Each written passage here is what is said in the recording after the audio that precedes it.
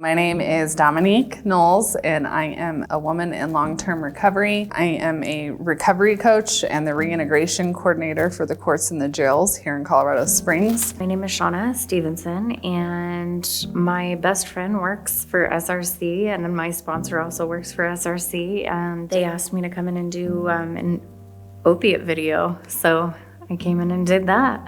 And just ended up working here after doing the coaching training. My name is Bobby Galindo, and I got connected to the SRC through a friend that works here also. My name is Jared Dominguez. I'm a peer recovery coach. I'm a volunteer, and I just pose as a person of influence and encouragement. My name is Dan.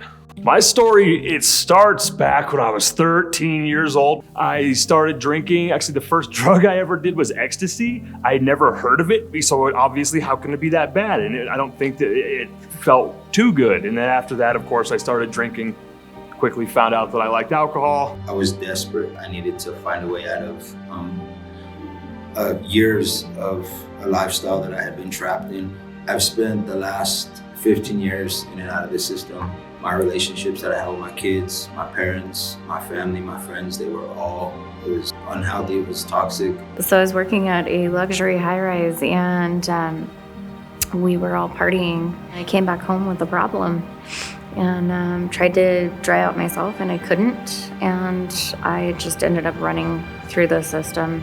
It got so bad I was shooting up heroin and meth, and in and out of jail quite a bit. I started selling meth quite a bit. At first, it was just to be able to feed my habit. Then I started making money. Then I started losing money. And then, it was up and down, started robbing people. That's what ended up getting me a prison sentence. Long story short, I went down for, it was distribution manufacturing, a Schedule II controlled substance. I got caught by an undercover cop in 2012. My son was born early, 8 weeks, because of my substance use.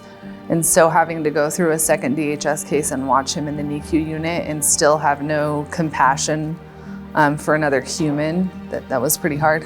I walked around just with my head down or in the clouds, as you say, just masked in a shroud of drugs and just violence. I never paid attention to it. I just thought that's just what we did. I had to be run so far down into the ground and just be so exhausted that I literally didn't have the energy to do that anymore.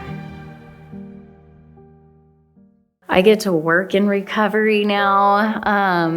I get to serve my community. I get to coach people who are hurting and lost like I once was.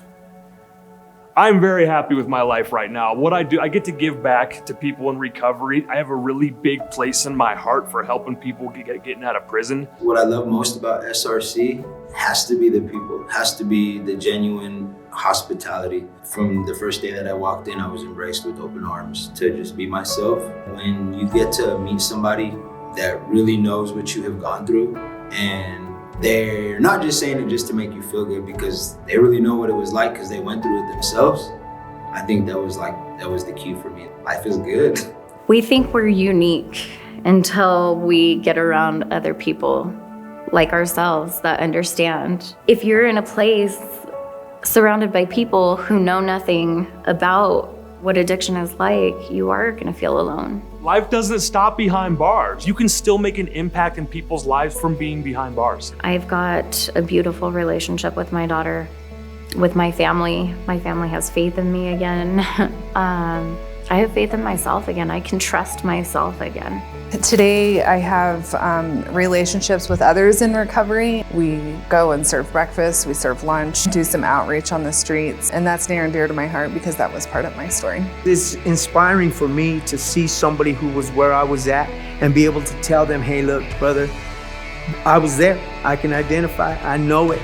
Let's walk through it together. And the hope in their eyes, seeing that the tattoos or seeing the language being spoken to them is from someone that's been in that situation. It's inspiring, it's hope. It instills a hope in them that they know that, hey man, if he can do it, I can do it. So it helps us all to just move through this more positive, knowing that the outcome can be successful.